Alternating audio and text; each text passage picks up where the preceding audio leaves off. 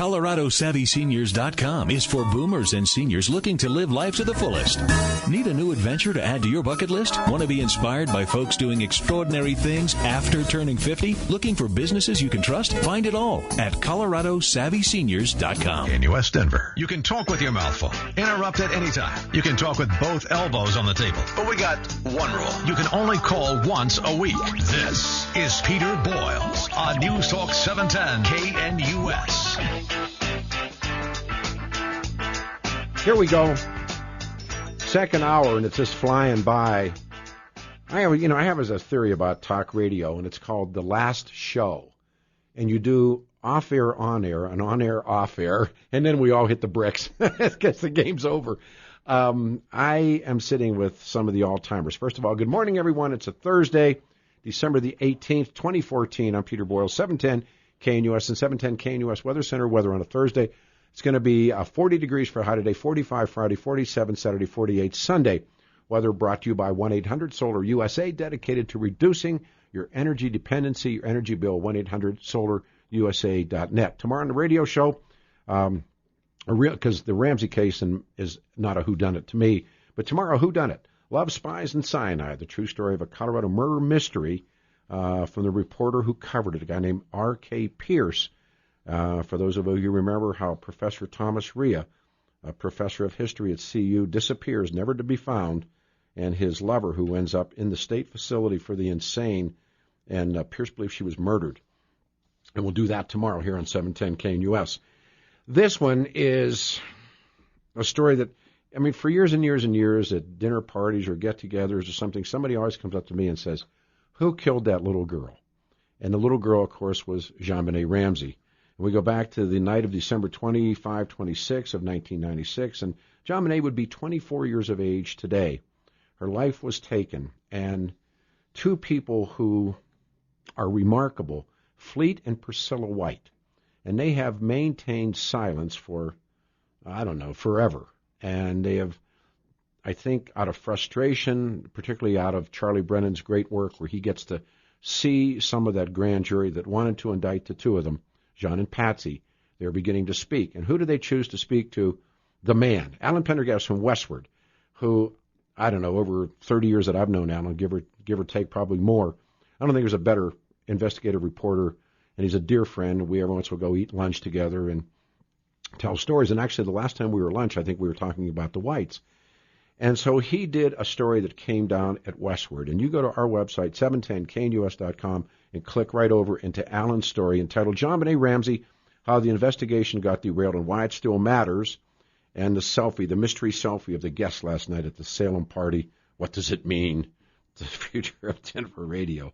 So Alan is here, the Whites are here. Just do a quick overview, and we broke away talking about that night on CNN, and I remember it so well. I was in Winter Park, we were skiing, and Patsy and John Ramsey appear on CNN, and Patsy looks so out of it, and they start talking about hold your babies close, there's a killer out there. But pick it up if you will. Well, part of the context of this is 5-6 days after their daughter was found dead. They have not yet spoken to the police, given any formal interviews. That had been fended off when they were in, before they left for Atlanta, the funeral, saying they just weren't up to it. So they haven't sat down with the police, but they're talking directly to America about, the fact that they feel they need to defend themselves. And this is right after, of course, the Whites having talked to John Ramsey about the need to come back to Boulder and talk to the police. The way this is spun later is that it was Fleet's idea to go on CNN, and I guess Fleet can address whether that's true or not. No, we had no idea about the CNN appearance until after this would have been on January the 1st in 1997. That's when we had our conversation with John at the Pause Home, and then after which John indicated that, yes, you're right, Priscilla and Fleet, we do need to go back to Boulder. So we were invited to come over to the Pause House the next day to have some, food that had been brought over and so forth after the funeral. So we did, arrived there in the morning, and and we were told, I can't remember who told us, that John and Patsy were waiting for a car that was going to be coming to pick them up to take them into Atlanta to make an appearance on CNN. And of course, we had no idea. I think at that point, Priscilla and I just said, well, that's. We weren't filled in or clued in on how that had happened. I think it's been speculated, I guess is the best way of putting it, that perhaps Rod Westmoreland had actually made the arrangement with CNN, but I don't know that to be true. So at that point, Priscilla went in and I think helped Patsy out, getting ready to go into town, and then and I just kind of sat with John. He had very little to say about it, and I didn't ask. And so the car came, and they got in and drove into Atlanta to do the show. And of course, we, the rest is history on the CNN interview. But to answer your question, Peter, no, we had no knowledge of the CNN interview. And she wanted to. Is it true that she wanted to wear diamonds? Well, no, she had them on. She had them on. She had a very large diamond ring on, and I recommended. And she'd also, she was so drugged. Yeah. She was having trouble getting dressed, and so I went and just tried to help her in a very small bathroom. And so I just recommended she not wear a mink coat or a large diamond ring on a CNN interview. And that was that moment where she said, "Hold your babies close," and she's clearly. I mean, as someone in recovery, I know it when I see it. And she's out of it. She's totally out of it. And you wonder what the thinking was to put them on national TV, except she wants to. I mean, again, they're already laying the blame someplace else. And I mean, it really did signal the way this case was going to go. I mean, this is not your typical murder investigation. I mean, no.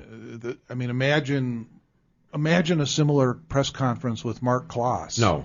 Something like that. No. I mean, Mark Kloss would be talking to the police. We talked about that. I actually remember. So, I mean, this really helped to frame public opinion about this case, for better or worse. And it also sort of signaled that there was going to be this kind of campaign going on. I mean, the Ramseys had hired like a public relations firm in addition to the attorneys. Oh, I remember the guy. The guy tried to set me up. He wanted to meet me by myself. Pat Corton. Tell you that story, brother. And come on, and I said, okay. And it was, and I lived in the mountains then. And he said, I'll take you to the chart house in Genesee. I brought Chuck Green. And the look on his face when I walked in with Chuck Green, because now I had a witness. And we never talked about the Ramseys that night. There's a lot of stuff I guess I was saying I've never said before, but I knew. I think. And also then I took out that full-page ad in the Rocky and the Denver Post, and we talked about Mark. I said, here's a guy that the first time when he was accused of his little daughter, I think her name was Heidi, wasn't it? And they said, Polly. Yeah. And he said, he went right to the cops. He said, put me on the box. I want to take a lie detector test. And then let's go find the real guy. And the Ramseys, of course. Even though they would have thought that he committed the crime. They did think he did it. I mean, he showed up, and it was in I forget. It was in maybe Sausalito or Palo Alto. At the time I knew the story. And actually, I got to know him. He used to do the radio show with us. And he used to say, there's something called the true victim profile. And John and Patsy were anything but the true victim profile. Well, Peter, from our point of view, the 800-pound gorilla that's been sitting in the corner of this of everything that's happened over the last 18 years is what distinguishes the Ramsey murder from, for example, a murder that would take place out on East Colfax someplace. Or better yet, and I've written about this, to take Aaron A. Thompson and how the Aurora police covered and actually did Shelley Lowe and Aaron A. Thompson murdered that little girl. And you compare and contrast how the Aurora guys handled Aaron A. and Shelley Lowe and how Boulder handled the Ramseys. And I remember at the time, Alberta Simmons made a big deal out of how the cops, they were handling Aaron A. and Shelley in the absolute correct manner. But what Albertus did, he says, "Cool, compare and contrast it to these wealthy white people in Boulder, and you come up with two, we talk about tales of the city. They told two different stories." And I thought that was really an interesting critique that Albertus made at the time. Well, and ironically, the Aaron A. Thompson case is also the case that the Denver Post went to court to get the indictments from the grand jury released. There you go. And there you go. That's the law you look at when you say, why are we getting only part of these documents in the Ramsey case? That comes back to what Priscilla said. When it's said and done and you guys have broken that silence, what do you want? You want the truth. And I think we all do, Peter. I think there's no question. Yeah, and it's and as Alan pointed out, this is a Supreme Court decision, People v. Thompson, and I think it was 2006. Yes, I believe. It was. And there's no question that within the context of the Colorado Criminal Justice Records Act, under which the Denver Post asked for the entirety of the People versus Thompson indictment. Absolutely. That had been redacted by the by the district attorney, and then those redactions were upheld by the Arapahoe District Court.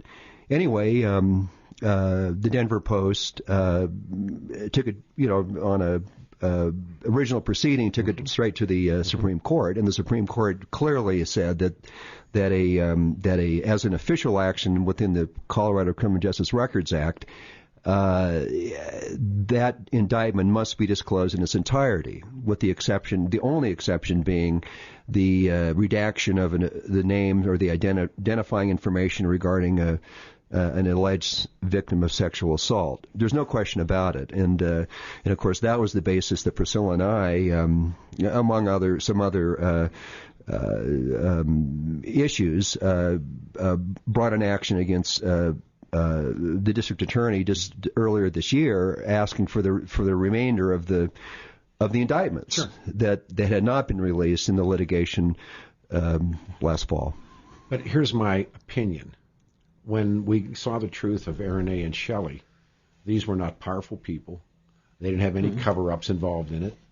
And to see the truth about the Ramsey grand jury, you're going to see a lot of prominent names. Do you agree or disagree?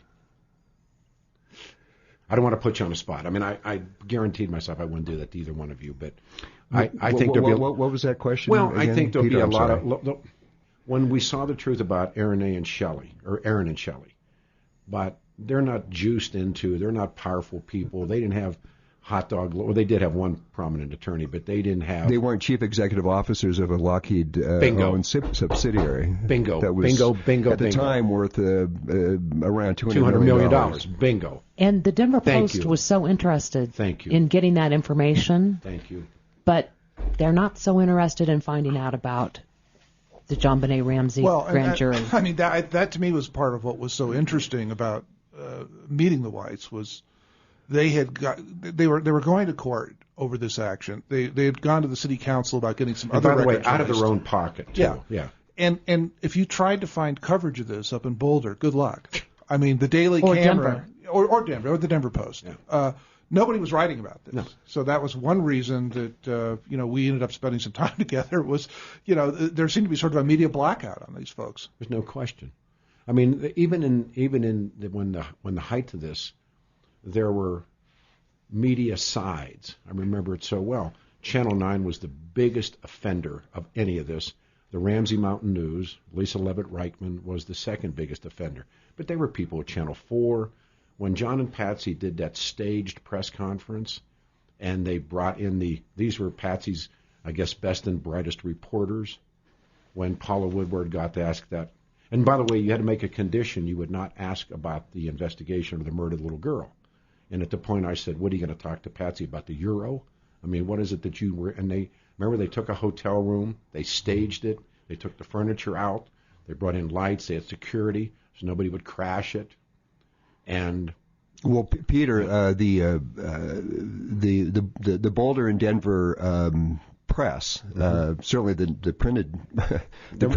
print press, print media, as well as the television and broadcast media, is all kind of the Ramsey investigation and everything that it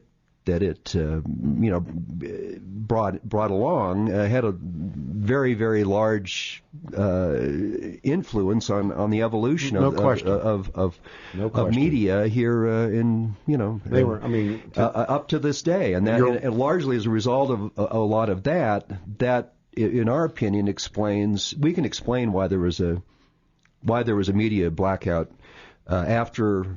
Let's face it, the indictments were released, but the district attorney delivered two indictments. Only four pages came out. So that's for us to go back in. Not that. No, I know. There should be some notice, and of course, and they should support us. The press should be right there. They won't be. Don't look for it, because Channel 9 invested.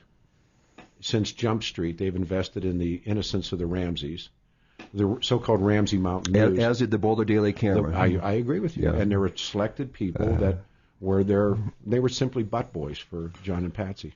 Well, I mean, there was a kind of narrative that came out, and it served a lot of different agendas, I think, is my read of this. But the truth was...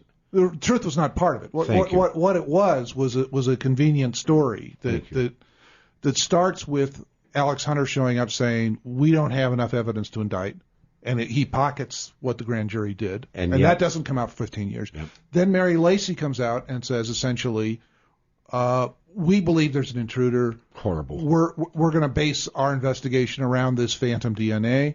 That leads to John Mark Carr. It leads to an exoneration of the Ramseys, which again throws things back on these other suspects, including the whites being made to look like suspects. It's just one sort of defamation after another, and so when it turns out there really is something the grand jury did, that news is quickly discounted. It's that's old news. It's in and out, and we know the Ramseys were exonerated. But one thing it did do, I think it killed Paula's book. Well, I don't know, but we haven't seen it yet. And you ain't going to see it. I need to take a turnaround. When we come back, let's begin with when you get the phone call to come to the house that the little girl is missing. It's Thursday morning, December the 18th, 2014. Fleet and Priscilla White, Alan Pendergast are with us. Believe me when I tell you, this is the best read. 710knus.com. Hit on our website. Jump over to Alan's great work. And also the mystery picture is up tomorrow. We're in Winter Park. David Ellis, Cherry Creek. This time of year, everybody needs quick money. He's been I saw David yesterday, precious metals buyer in Colorado for 30 years. He's not new to any of this. Paying the highest prices for your gold, sterling silver, diamonds, coins, jewelry, Rolex watches. You can count on getting the highest prices, honest, quick evaluations for your valuables, and instant cash. David Ellis, the best prices on diamonds and jewelry. And again, coins, 64 and before, silver coins, quarters and halves and dimes and silver dollars.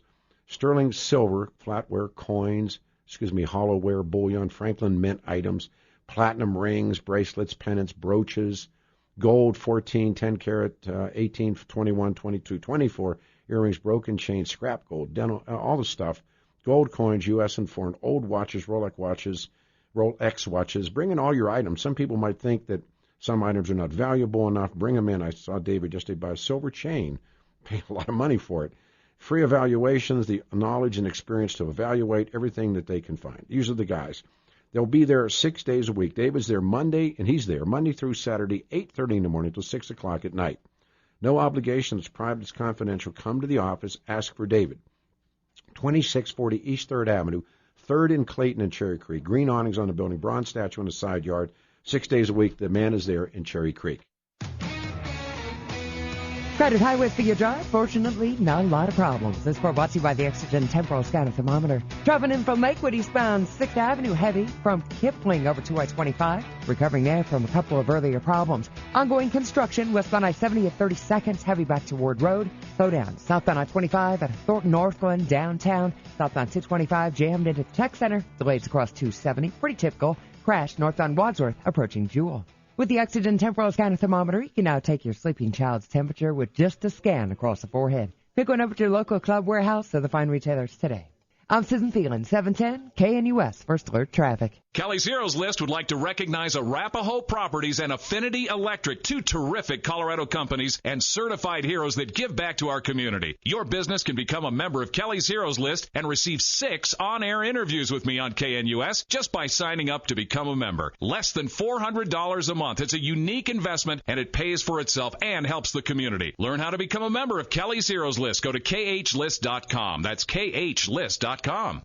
Hey, what is the retirement red zone, and why is it so important at this critical phase of your life? Craig Silverman for Legacy Wealth Designers. How do you create lifetime cash flow? Do you know what tactical money management is? Do you know when and how to claim Social Security or pension benefits? Those are really tough questions if you don't have an expert like Brian Denton and Legacy Wealth Designers in your corner. These are my experts, and they'll help you to get to and through retirement living in a comfortable lifestyle. Ask him about Asset Lock. Asset Lock is a strategy, a plan for protecting your retirement assets during market down cycles. Call Legacy Wealth Designers now at 303-933-6797 or click legacywealthdesigners.com. What have you got to lose? The initial consultation is complimentary, and you leave with the book Stress-Free Retirement at no cost to you. You'll also leave with peace of mind. Do you have a plan? Make one. Call 303-933-6797 or online at legacywealthdesigners.com. Hi, it's Peter Boyles. Just passed my 70th birthday, and I feel physically better, emotionally better than I did when I passed my 60th. 18 years ago, I had a quintuple bypass. And, of course, I've made no secret of my recovery from drugs and alcohol, but the most amazing thing that's happened to me in these last couple of years is meeting physician, MD, family friend, Dr. Julie McAllen. Thank you, Peter. The holidays are here, and it is time to get healthy. With ski season ramping up and the holidays in full swing, now is the best time to begin. What could be a better Christmas gift than energy, vitality, motivation, and good health? Let us work with you to balance your metabolism so that your food and exercise can actually work. Why wait until the new year to work on losing that extra 20 pounds? Most patients, both men and women, start feeling better in just 4 weeks. Plenty of time to make sure you are looking and feeling your best this winter. I'm so sure you'll become a fan and a friend of Dr. McAllen's. Call her, 720-387-3681. My word on it. She'll change your life. 720-387-3681. If you're facing a divorce or a child custody battle, I feel bad for you, but you need to get a great attorney. This is Craig Silverman. Rich Harris is an attorney, a friend of mine, and someone I greatly respect. I always go to Rich Harris and the Harris Law Firm for any family law matter. They've helped families understand their rights for over 20 years. Divorce, custody, all family law issues. Schedule a consultation. Go to harrisfamilylaw.com or call 303-299-9484. That's harrisfamilylaw.com. Celebrate a changed life at Denver Rescue Mission. Donate your vehicle at denverrescuemission.org. You can provide reliable transportation for hardworking individuals and families who graduate mission programs. The Denver Rescue Mission accepts vehicles running or not. Plus, they make it easy with free pickup and hassle-free paperwork. Visit denverrescuemission.org and donate your vehicle today. That's denverrescuemission.org. denverrescuemission.org. Peter Boyles, News Talk 710, KNUS. This was, I guess, the best of them. Werewolf of Boulder, and this is what started it for Don Reggae and myself and Media Whore. Werewolf of Boulder, Awu, and of course the werewolf was John Ramsey. I saw a werewolf with an Italian menu in his hand, walking down Boulder's Pearl Street Mall. He was looking for a place called Pasta J's. Gonna get himself some spaghetti and meatballs. Werewolf of Boulder. This was what started it all for Donnie Reggae and myself and Media Whore. Thursday morning, December the 18th. And all those songs are available on the internet. They're all yours. I feel like K-Tel Records. It's Thursday, December the 18th, 2014. And just remarkable on off-air and on-air conversations with Fleet and Priscilla White, now in Pendergast, and Craig Silverman just walked in. He's on the other side of the glass. Good morning, everyone. 40 will be the high today. 45 tomorrow. Will be in Winter Park tomorrow. Do that book on Gayla Tannenbaum and Thomas Ria. Just as an aside, we've been playing these parody songs, and it's been so many years, but I met this amazing character by the name of Don Reggae. And Donnie lives in Boulder. I got a Christmas card from Donnie. And he has more talent in his fingernail than I have in my entire body. But I would come up with these songs, and I'd write some of them. I think I wrote most of them. But Donnie took them and put them to music. And Werewolf of Boulder was, I think, our first one. It was, of course, that was John Ramsey, the Werewolf of Boulder.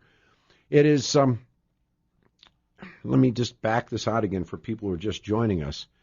Yesterday, Westward's Alan Pendergast did, I think, the all-time best thing in the story of the Ramseys that anyone has ever done. And it's up on our website, 710knus.com. You can click across. In the studio, two brave people have been through quite a lot, Fleet and Priscilla White. And there was a moment, and we were talking about the Boulder Data Cannon, Miss Krebs' story. Alan, I'm going to let you begin that part of that story. Well, I mean, yeah, we were talking about the way the media played in and out of this, and access issues being important, and people picking sides. The camera had always been very sympathetic to the Ramseys and critical of the police. And suddenly, about 3 months after the grand jury was over, this story surfaces on the front page of the Daily Camera. And the Whites have told me they got a call, I think, about it 10 o'clock the night before, last second. You know you're in trouble when they call you for comment, at a time when they're not going to reach you, and they're just sort of... Or you're not available for comment. Right. And this is a story, and it's copyrighted, and it's by Barry Hartman, who doesn't usually do reporting. He was the editorial page editor. And it's a story about a mystery woman from California who may be providing a significant breakthrough in the Ramsey case. And she has a story about being sexually abused all her life since she was 3, and this shadowy ring of pedophiles that were doing this, and somehow this is all connected to the Ramsey case. And these people are not identified, but the kicker is there's a link in the piece where it says, she knows the Ramseys through the White family. Yeah. And so you have to assume that somehow they're connected to all of this shadowy activity. Well, as it turned out, the police had already interviewed this woman by the time the story ran out. They'd spent 5 hours talking to her. And if you read those interviews, which the Whites ultimately got released some years later, you begin to understand this woman is an emotionally troubled person, and this story is incoherent, and it's easily disproven because she's saying things like her mother and her niece were at the Whites for Christmas dinner with Jean Benet and the family. Right. I mean, it's pretty well documented who was at that dinner. I mean, Priscilla, you have photographs, yes? I mean, you know who was at your house for dinner that night. So this is an incredible, this is out of nowhere, and suddenly it's smearing these people. And I think, you have to sort of construct, how did this happen? Or why did it happen? Yeah. And as it turns out, again, this is stuff that you have to find out later. But, Fleet can talk about the documents that were ultimately released and how this woman came to the attention of Alex Hunter, who endorses her in the story. Sure. This happened in February of 2000, which was just 4 months after after Mr. Hunter chose to not disclose the indictments. And, of course, Priscilla and I both testified before the grand jury, and this is... years after the murder, the investigation been going on for some time, and I think certainly the police detectives, and I'm sure that Alex Hunter knew who Priscilla and I were, and that they knew the facts, backward and forward, and this we testified. We were witnesses of the grand jury. And then 4 months later, as Alan mentioned, there's this headline, bleeding headline story about this woman from California. Her grandparents were old friends of my folks, and my mother would kind of keep in touch with her grandmother and send her, Christmas cards and so forth. So Nancy Krebs had this portfolio apparently of family photographs, and that was her big link to the White family, which she presented to a guy by the name of Lee Hill, who had flown out there on the Daily on Barry Hartman's nickel to interview her. It's a bit of a long story, but I think the clearly, the only reason that the Boulder Daily Camera printed the story is because Alex Hunter had endorsed her credibility, and that was certainly borne out later in our conversations with people that who became former Scripps employees and were no longer with their camera. And then later, in 2000, when we brought an action in district court to release all of the investigative records from the Krebs investigation, which played out over 3 months, which is insane in itself. And we were successful in getting those. In getting her police interviews, not the which is 350 pages or whatever it is of lies. But on the other hand, the district court did not release any of the investigative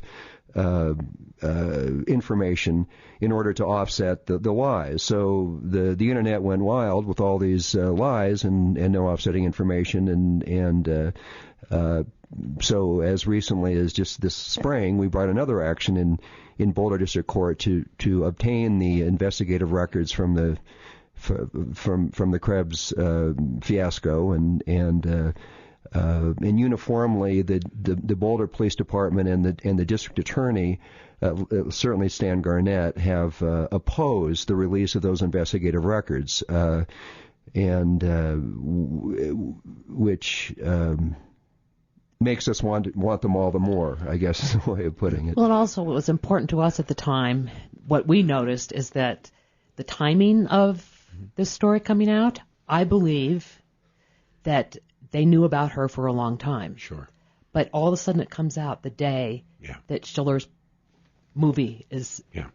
So it was basically we were the advertisement for his movie. Well, and of course this has to do with the sex ring theory of John Bonet's murder, and this dates way back to just really days after the crime, that there was kind of rumors swirling around that there was a sex ring, and it involved John and I, or one was trying to get the other involved, and this sort of thing. Well, wasn't that one of those idiot books? Of course, and then Stephen Singular, what an idiot, who was identified early in 1997 as being working on a screenplay. I think he was in a James Brooke New York Times article. So Singular pops up. We got a letter from him in the spring of '97, and then fast forward to 98, and then Jameson, they have a chat with Geraldine Merritt and another one, and you're bringing up the names, man, and Stephen Singular about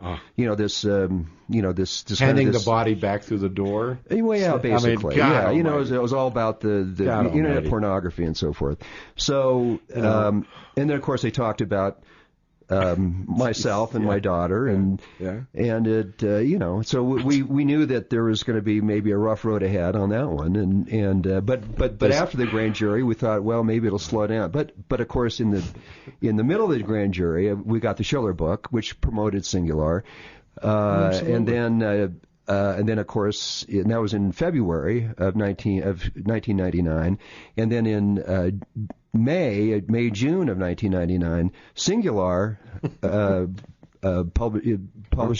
publishes his book, and it's all about the pedophile ring of influential people in Boulder and throughout Colorado that were involved in this. It's so bad. And of course, then when Nancy Krebs emerged. It goes on and on. Well, Peter. You know what's amazing? It is so twisted and so impossible and probable. Stephen Singular, you talk about people that have a really special place in hell. Stephen Singular did a book about Alan Berg, and it wasn't even close. And it turned out that he simply talked to, I think, just about one person, and he writes this book. And I tragically lived through all of that, and it wasn't even remotely close. I mean, the book to read about that horrible time was written by Kevin Flynn and Gary Gerhardt, but Stephen Singular, and I did everything I could to, but then he came back with a book, and he came fresh off of the Simpson trial. Yeah, and he came, and he's just a horrible person. I mean, I don't even know that he wrote for the Denver Post. And I don't know whatever happened to him. Oh, he's still around. Is he? No, Stephen Singular, and he was bestowed a call by somebody within the apparently the LAPD, we're led to believe, about this tainted blood. I know, in Simpson. It's not true. I mean, he's a weak. He wrote a book, Peter, that was published by a guy by the name of Michael Viner in West Los Angeles, which is a story in itself. And of course, Schiller plays out in the Simpson. All of those phenomenon, guys. And then of they course all came here. They all came here, and they were ushered in by Alex Hunter and into his office. Barry Scheck, Henry Lee. Well, I mean, the collateral damage here. I mean, one of the questions that has to be asked is why was Hunter endorsing this witness? Saying, there's a quote in there from in Hartman's story from Alex Hunter saying she's very believable. And this is days after the police have interviewed her and have already started. I mean, they took 11 weeks to clear the whites. Alex Hunter's office was an open door to anybody. In fact, what was his Jeff Shapiro? Jeff Shapiro. Guys to go in there and sit in there. Well, he thought he was deputized. Yeah, I mean, it's insanity. I mean, the things that we know now that we didn't know then, I guess. But, oh, my heavens. And Stan Garnett and Tom Carr don't want us to get those records. You know what? As I said, and I think Fleet's absolutely right, you're not talking about some $200 million deal when you're talking about Aaron Thompson and Shelley Lowe. And you're bringing up these names from these moments, and I remember being so angry that people would pay attention to these people. And Singular is, truly the worst. And I can give you, I think as bad as Paula Woodward is, and as bad as Channel 9 is and was, Singular was worse, except he didn't have a day-to-day. Singular didn't have a television show every day. The Rocky Mountain News, which is owned by the same outfit as owned the Daily Camera, right? Right. Yeah, so they were... I am close to Scripps. Scripps Howard. I'm close to a pause. When I come back, I want to ask you what you think happened that night, 25-26. Oh, you're going to put me on the spot. I'm not sure I can satisfy you. Take a run at it. All right. Again, it's like I'm sitting here and it's like I'm getting a scab pulled back, and I'm sure it's worse for you too. But I think, God, I remember those people. And I remember being in a parking lot one time when one of the tabloid guys wanted to punch Jeff in the face, and we were up there trying to meet somebody, and it was almost like, he said, if he gets out of the car, I'm going to punch him. And I went, oh, this is going to get good. Hang on, everybody.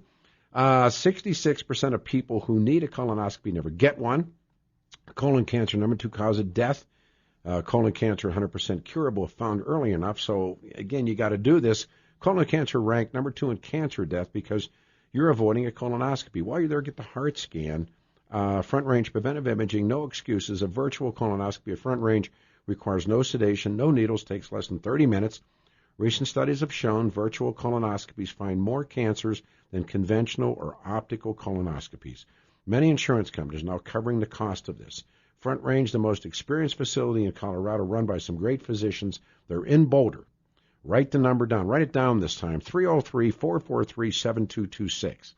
A wonderful gift. Have this done. Do the same thing. It's accurate. It's non-invasive. There's no needles and there's no sedation. I do it every year. And get your heart scanned. Take the family as a huge holiday gift.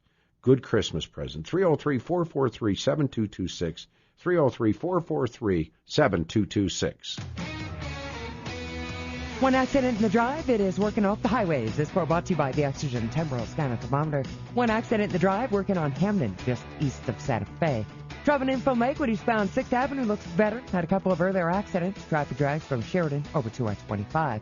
Northbound I-25, some stop and go up from Castle Rock, Surrey Ridge to Lincoln Avenue. Southbound are still jammed up out of Thornton Northwood. Some slowing across 270 and I-70. There's that construction westbound at 32nd, jam back to Ward Road. The Oxygen Temporal Scanner Thermometer is the top choice of doctors, nurses, and other health professionals nationwide. Now it can be your choice, too. Get yours at Target and other fine retailers today. I'm Susan Thielen, 710 KNUS, First Alert Traffic. On the next Dan Capella Show, heck no, Denver Post. We won't go away. Heck no, Mr. Mayor. We're going to continue to question the official investigation to drill down what really happened when the 4 officers were run over. We're going to continue to find the truth, whatever it may be. Continue our public records investigation, and I'll update you on what we found. The next Dan Capella Show. The Dan Capella Show, weekday mornings from 9 to 11, right after Peter Boyles on News Talk 710 KNUS. It's the hard truth. In today's world, negative experiences quickly find a way to go online. One disgruntled customer, a bad employee, or broken personal relationship can easily post an ill-advised photo, tweet, rumor, story, bad review, and there it is right on page 1 when you search your name or business online. In the past, you had no way to fight back. Well, now you can. Grab a pen and take down this phone number or store it in your cell phone, but call 1-800-460-5733. That's 1-800-460-5733. When you call, you'll get free info that'll show you how a reputation management company can easily build positive online content for you and legally bury negative information. This is not something you can do on your own. Don't lose any more business or miss out on another personal or business opportunity because of what is wrongfully being said about you online. Take control of your internet search results. Call 1-800-460-5733. That's 1-800-460-5733. Hurry, don't delay. Call 1-800-460-5733 today. This is Albert Mohler for Townhall.com. The last major political event of the 2014 election cycle was the defeat of 3-term Democratic Senator Mary Landrieu of Louisiana, who went down in a stunning 57-43% loss to Representative Bill Cassidy in the runoff from the November 4 midterm. In terms of congressional math, this solidifies the new Republican majority in the United States Senate, but it highlights much bigger issues from a worldview and cultural perspective.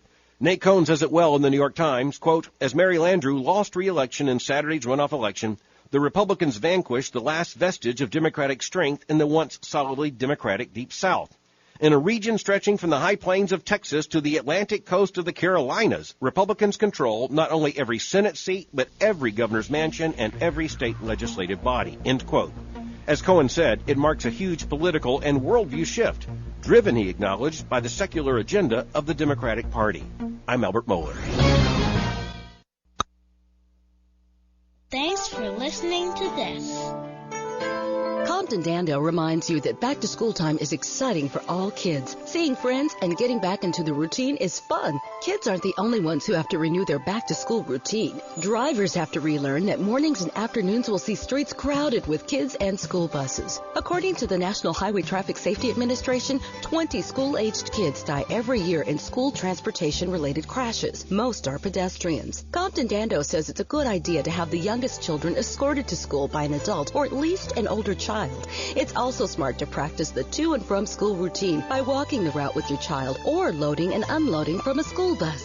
This Total Broadcasting message is from Compton Dando, commercial property management specialists. Property owners rely on them for professionalism and efficiency. That's Compton Dando at 303-694-0900. 303-694-0900. Compton Dando. They care about the kids in the Denver community. That hailstorm was awful, and it probably damaged your roof. Contact Mad Sky Roofing now. Free damage inspections, no money down required to start, and they've already completed thousands of roofs in Denver this year. A local company with 3 offices to serve you, and they're the only contractor in Colorado whose installed roof comes with a lifetime labor and material warranty backed by Owens Corning. Contact Mad Sky Roofing right now at madskyroofing.com or 303-968-1704. madskyroofing.com or 303-968-1704.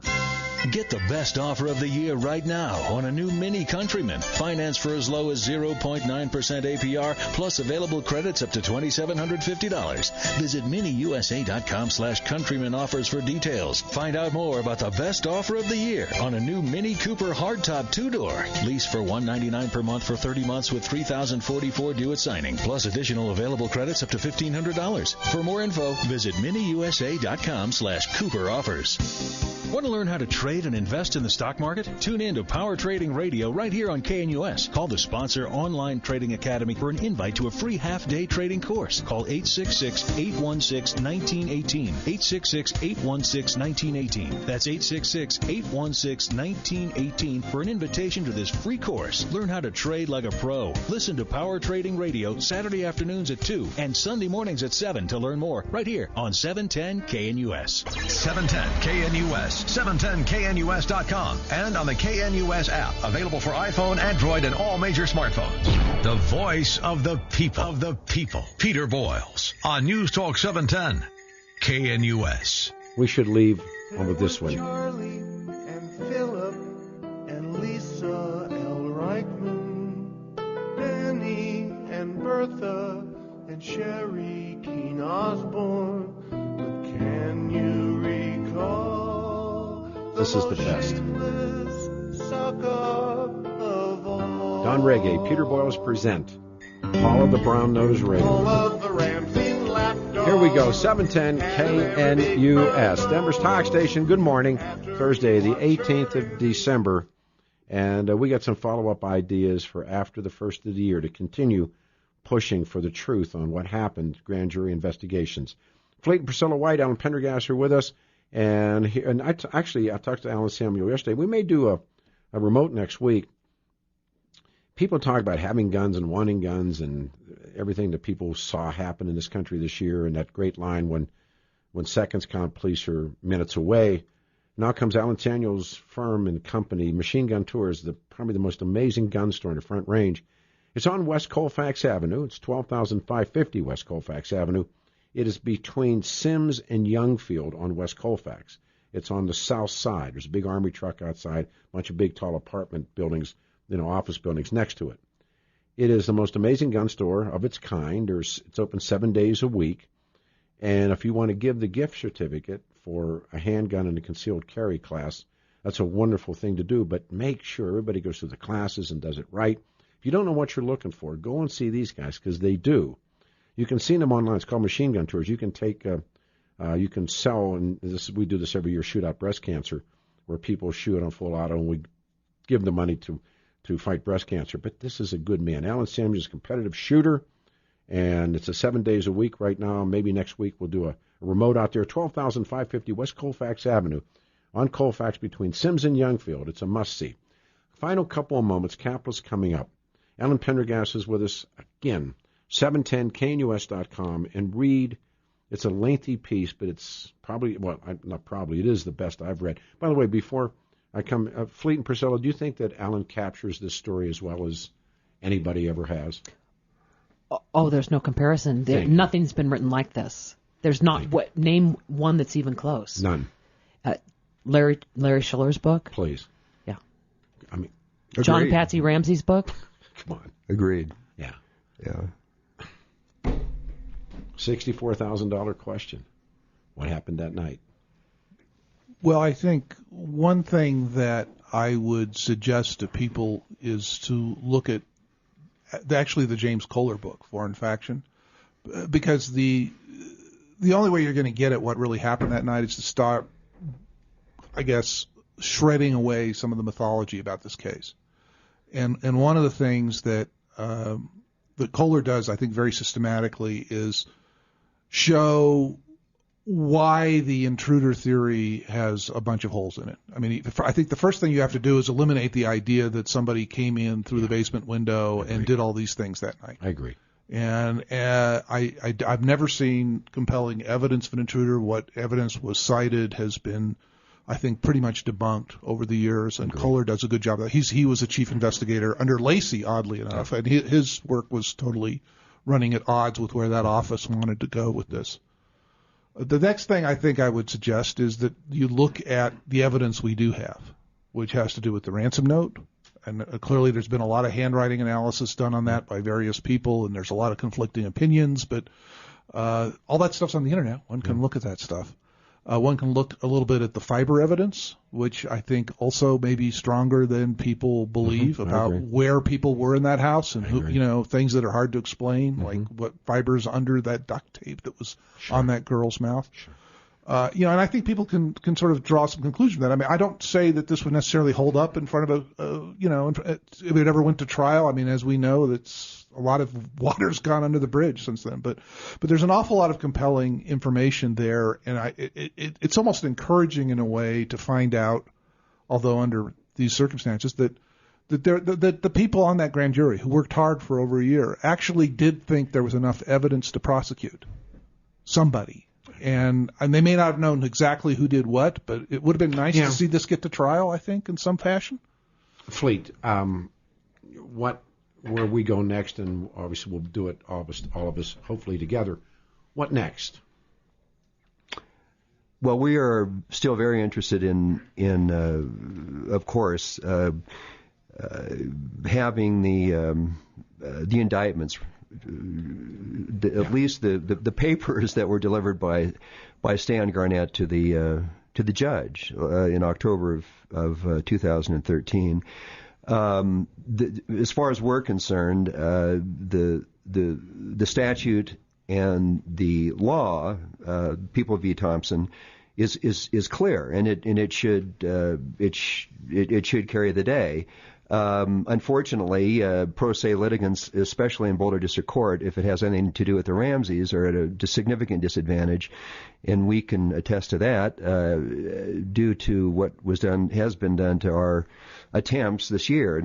On the one hand, to get the Krebs records, which, as far as we're concerned, could potentially be very telling about not just the Krebs episode, but also other aspects of what was going on just generally in the criminal justice system at that point in time. And then, of course, that was dismissed on the basis of res judicata, which is simply that it had already been litigated back in 2000 when we went into district court to get the Krebs records. And then, of course, following that, we filed the action against Stan Garnett, asking for the remainder of the 14 pages, and any other records of official action that, under law, must be disclosed.